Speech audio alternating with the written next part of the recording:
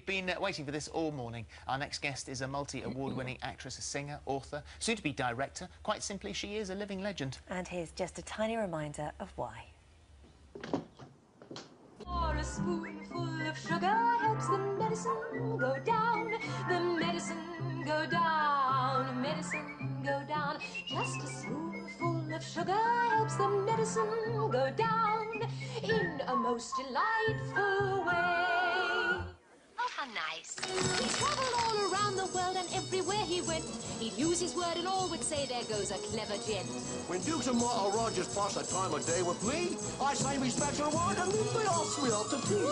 Supercalifragilisticexpialidocious. Even though the sound of it is something quite atrocious, if you say it loud enough, you'll always sound precocious. Supercalifragilisticexpialidocious. Swing! Quite finished. We were just talking then about that Harry. Yes, I was saying that movie is the first sort of non-animated film that grabbed his attention. That he just loved and will watch, and he just absolutely adores it. It's so sweet. And I said I have a 3-year-old granddaughter, and now she's knows word for word about the hit song Frozen. Oh yes, and, Let It Go. And the gestures. Yes. And, I mean, she's just, you know. Did they watch do it too. Mary Poppins? Because you've got how many grandchildren have you got? I've got 9. Well, the great story about one of my grandsons when he was about also 3, my daughter didn't want him to see Poppins until she was old enough to explain and, you know, tell him what it was all about, and it was Granny and so on. But he went to a birthday party, and of course they were showing it as a treat for all the kids. So she went to pick him up after the party, and there he was, looking very puzzled, standing about this close to the television screen. And she said, "Do you think you know that lady?" And he went, "Yes." And she said, "Do you think it's somebody it's very close to the family?" And he didn't quite get it. And she said, "Do you think it might be Granny Jules?" And he went, "Oh, yes!" And the following morning, when I came round to the house, it was day and night, the reaction. It was like, "Hello, Granny Jules." You know, I know something about you. Suddenly realising that your granny's Mary Poppins. Well, it was simply lovely. Would you like a cup of tea? Oh, would I ever? How do you take your tea? A little milk, please. Just a little milk? Yeah, just milk. I thought, because you do love tea and biscuits, don't you? Oh, God, what a thoughtful thing to do. Yeah, we got you. We got you some biscuits there because I mean it was sort of being away from home. Thank you. We thought you'd like some sort of home Oh, comfort Holly, here. anytime. Do you know I travel with my own tea? Do you really? Yeah, I want a bit more milk, please. Would you? You said a little He makes milk. a really strong No, tea. I said a little. No, I like it quite a bit. You can stand the spoon up Would you like in some your more? tea. Is that all right? No, that's perfect. Thank you. I like mine. Are you going to have Practically some? perfect Yes, of course. in Would you like everywhere. some tea? Oh, I'd love some tea, thank you. Okay. I feel like if we start laughing, we're going to float off to the ceiling. the thing with Poppins, of course, now the whole new generation, because of the movie Saving Mr. Banks, that has sort of brought the story behind it. Yes, it does. Well, it's the story of the lady who wrote Mary Poppins P.L. and Travers. Disney's pursuit of that lady to get the rights to Mary Poppins. He tried for something like 20 years. Yes, he really did. Yeah. And you obviously met P.L. Travers? Yes, I did, yes. Back in the day. And what was she like? I mean, when you watched this, were you like, gosh, she really was that sort of Emma force? just got her to a T. Really? And Tom was amazing, like Disney too. But Emma was amazing because Pamela Travers, called me for the first time ever the day after I'd given birth to my daughter Emma. Oh, really? And there was a voice said, "Hello?"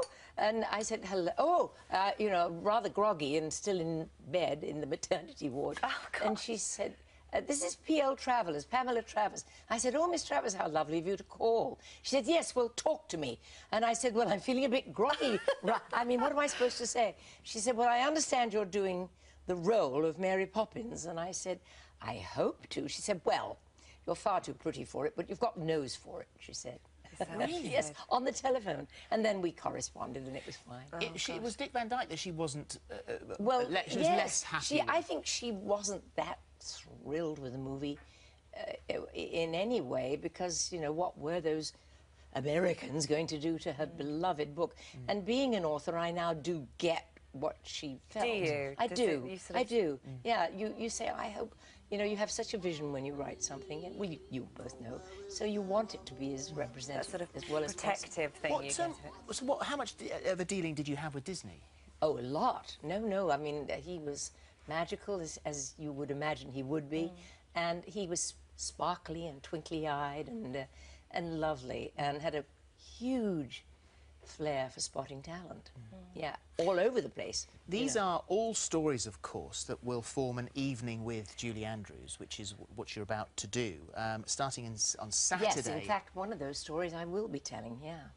Oh, sorry if you're going, you've already heard it. She'll tell you a lot more, I'm sure. There are hundreds more. There is no, I'm going to be doing some speaking engagements all across England, and I start on the 24th in Birmingham. Is your brother going to go? Oh, all my brothers are going. I've got one brother coming to Birmingham, that's Johnny, and then I've got one coming to London when I'm at the Apollo, and that's Donald. And one sadly passed away, but my sister's coming, Celia. And am I right in thinking that the last time you were in Birmingham, were you 16? Yes, and I thought I'd tell that. Yes, I was 16, maybe. Yes, I was going on 17. Going on 17. Sorry. Sorry. Holly, you went there. I know, I'm so sorry. I was in the world's most awful play, and actually, I was making it the world's most awful play. Had no idea what I was doing, and the director didn't seem to know much better either, and he kept saying, I wish this weren't a musical, and I wish could we have the orchestra off stage? So we did that for a night. Then he said, I wonder what would happen if we just did it with a guitar off stage. And then finally he said, I just wish we didn't have to start the music with a downbeat, with a ping or something. And foolish girl that I am, I said, well, I have perfect pitch. I could start my own songs and the orchestra could creep in. And he said, yes, but what about all the other people? And I said, well, when my leading man is singing with me, I could give him his note quietly. So this came the night when he said something like, oh, I love you, my dear, or something. And I went, and he said, what? And he didn't hear. And then now I'm really up, you know. Oh, you were mad. He knew I was going to do it, but he just didn't get it. Oh, no. So those are the stupid things.